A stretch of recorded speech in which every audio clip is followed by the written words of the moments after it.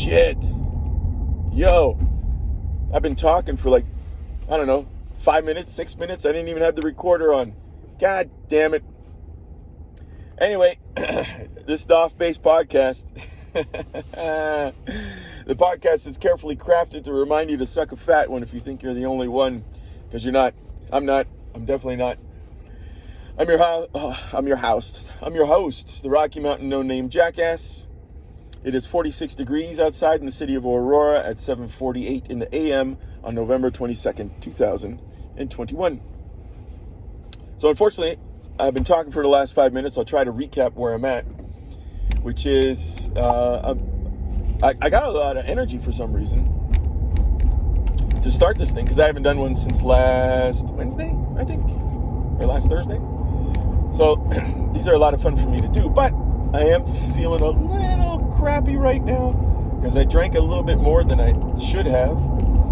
We went to Aspen over the weekend for a nice little 3-day weekend. Me and my wife and our next door neighbors. And our next door neighbors, actually, the wife invited her sister and her sister's family and her mother for Thanksgiving. So they're going to be here all week this week. But while the grandma and some of the older children were home watching the younger children and the dog, the adults got a chance to go to Aspen. And I was saying before, oh, there's a fire truck coming. There they go. Hope everything's okay. But as I was saying before I started recording, before I actually hit the record button, people out there who are listening to this might think, look at you hoity-toities going to Aspen flaunting your money. No, it's not like that at all. We work hard. We've worked hard now for over 20 years at our jobs to get to where we are. And there's nothing wrong with enjoying the fruits of our labor. And we're going to continue to work hard because we have still many things to pay for, like our children's education.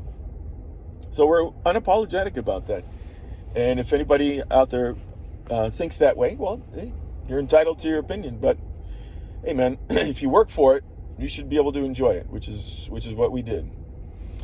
And it's not like we're going out there and flaunting, like thousands, tens of thousands of dollars for a 2-day weekend. No, it wasn't like that at all. We're trying to get deals.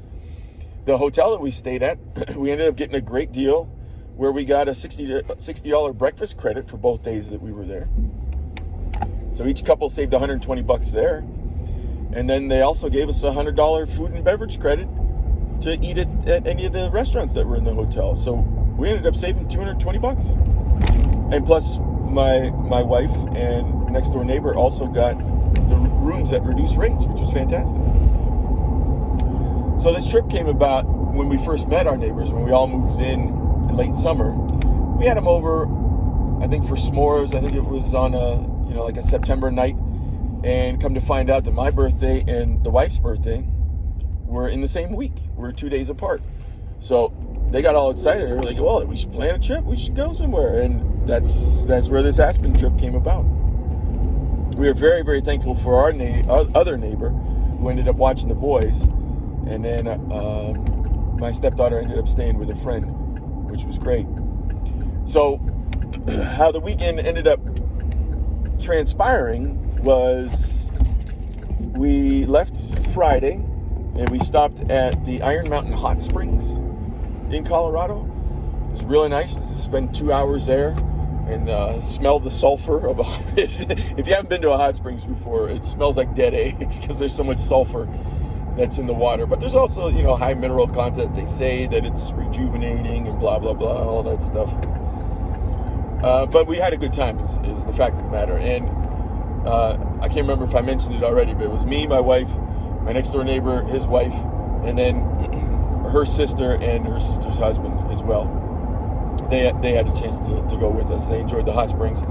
And then we drove into Aspen, checked into our hotels, got ready for dinner, had a great time at dinner, and then her sister and her husband drove back.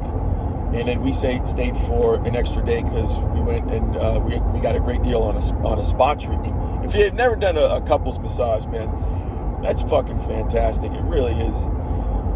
The only reason why I think I have a little bit of a hoarse voice still is because after we finished the couples massage, then we went straight to dinner from there. And then when we got back to the hotel, we had a DJ. So we were like, hell yeah, man. Because normally, we go to bed at 8:30, 9 o'clock during the week. Because, I got to get up early. I start work at 5:30 Mountain Time, which is 7:30 East Coast time, because I got to get about an hour and a half in before I have to take the kids to school off base. They don't go to school on base. The schools that we have in the Cherry Creek School District are phenomenal. So I take those extra hour in the morning to get them there, driving to and fro, and then I take that extra hour to bring them back. What the hell's going on with my cruise? Speed limit's 75. I'm over here doing 69. All right, so that was the weekend, and then as we were finishing up, I was like, you know what? Let's cap this adult weekend off. You guys come on over once we get back home. I'll make the pasta, and then we'll have all of our neighbors' sisters' kids and grandma come over. We'll do s'mores out in a fire pit in the backyard. And as I was preparing dinner, I had a couple of dark and stormies. And if you don't know what a dark and stormy is, it's fucking delicious.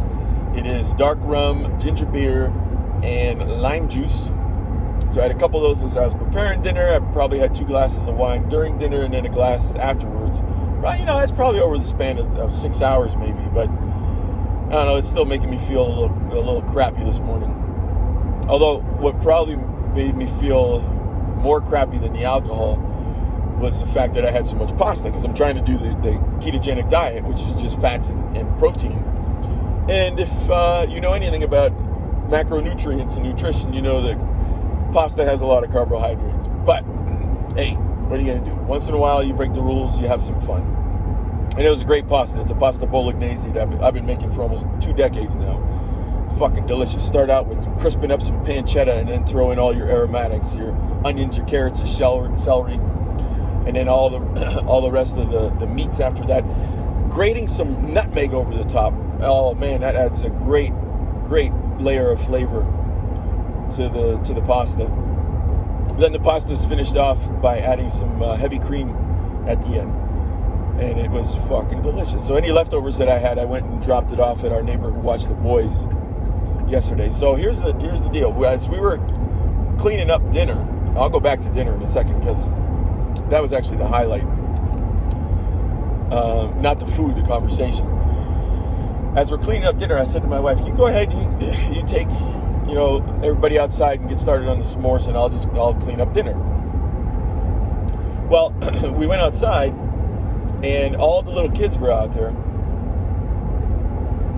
My neighbor's sister-in-law and brother-in-law, they have 7 children, and all 7 of them were there. I think the oldest is 18, I think the oldest is 20-something. I don't think they were there, but the next ones down were like 18, 17. They had a 10-year-old that my wife couldn't get over how beautiful this kid was. And when I went out there, I just went out there to help them set up, and then I was going to come back in and do the dishes. But they had a little one out there, a little 3-year-old, little Ariana. Fucking adorable. There was no way I was going back in to do the dishes because she was sitting there on the couch. She had her coat on, it was chilly. We had the fire going. And she was sitting there by her brother, just waiting to see. They were so polite and just adorable. But she's sitting there waiting to see, what was going to happen next. So I went over. I took a skewer. I took a marshmallow and a chocolate bar and graham crackers, and went over and was teaching her how to light the marshmallow and get it, a nice brown instead of all burnt. Some people like them burnt, but this was her very first experience with a s'more. So I was trying to get that marshmallow as brown as possible. And she's just absolutely adorable. She spoke very good English and very good Spanish. And I love speaking Spanish. I was fluent by the time I graduated high school, but then I just lost it, as time went on. So here I am trying to learn Spanish with her. And there were a couple times where I asked her if I was using the right word, and she would say, si, si, si. Just an adorable little kid. Got her going. But it's reminded me to go back and talk about her mother, my neighbor's sister-in-law, because she ended up telling us a story at dinner. We went through and we did a fun little game after we finished dinner, we just said, all right, we're going to go around the table and we're going to try to guess what you wanted to be when you grew up, when you were 8 years old, like around second grade. Because I don't know how we picked second grade. My wife started the game off, which was great. And when we had gotten around to my neighbor's sister-in-law, she started to tell us a story about how much she enjoyed teaching and enjoyed school when she was growing up. They grew up in Puerto Rico, or if I could pronounce it correctly, Puerto Rico, which is where they grew up. And come to find out, and that's the nice thing about doing little games like this, is just you start to peel back the layers of the onions for different people and find out more about their stories and who they are. Her story is unbelievable. Come to find out, when she was younger, she spent off and on 3 years in the hospital. 3 years in the hospital, from like age 8, 9, 10, 11, I forget what it was, but around that time where, my son is 8 years old right now. And, I pick him up every day from aftercare, and he's always so excited to tell me, what he just got done doing, playing any different games that they made. And kid loves doing arts and crafts. He's like building all kinds of weapons out of like orange construction paper at home. But he started learning that when he was hanging out in the aftercare program when school is done. So I'm just thinking, good God, at 8, 9, 10 years old, when you want to be out there playing with the kids, you're in a hospital going through chemotherapy over a period of 3 years. She had cancer, a ball of cancer. I mean, that's the best way I can describe it, or at least how I remember it, on her back, in the back of her neck, that an 8-year-old, 9-year-old had to deal with. And of course, it was traumatic for her sister, my next door neighbor's wife, for the mom. And they had told her, after everything was all said and done, well, first of all, they go through the fear of her, she might die at that early age, and imagine what that does to your psyche. And the fact that she pulled through, the strength that you have to have internally to know that you can combat cancer at such an early age. Well, whatever life is going to throw at you, you can just, throw the finger at them. Fuck you, man. I'm taking this on. I beat cancer. So not only, what she had to go through, her sister went through, her mother went through, they get to the end. Thank God she pulled through. But they told her, because of the chemo, she'd never be able to have kids. And to make a long story short, a couple of years ago, after the birth of their 7th child together, they went and saw the doctor who actually operated on her when she was doing chemo to have the tumor removed. And they had the 3-year-old with her, and the doctor just could not believe that she ended up having 7 children, let alone, one just 3 years ago.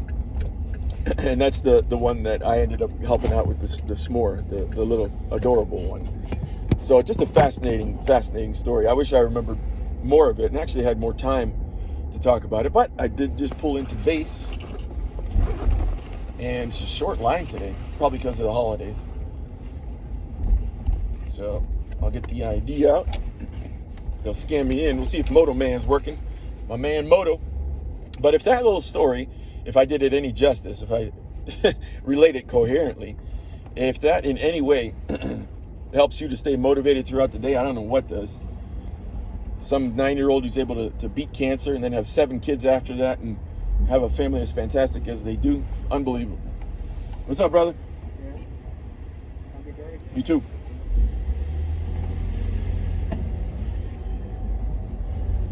Yeah, so here we are, back on base. Reminding you this Monday morning now as I start to round the corner and get that beautiful view of the Rocky Mountains with Denver in the foreground. It's not here yet. I always got to pass a line of houses.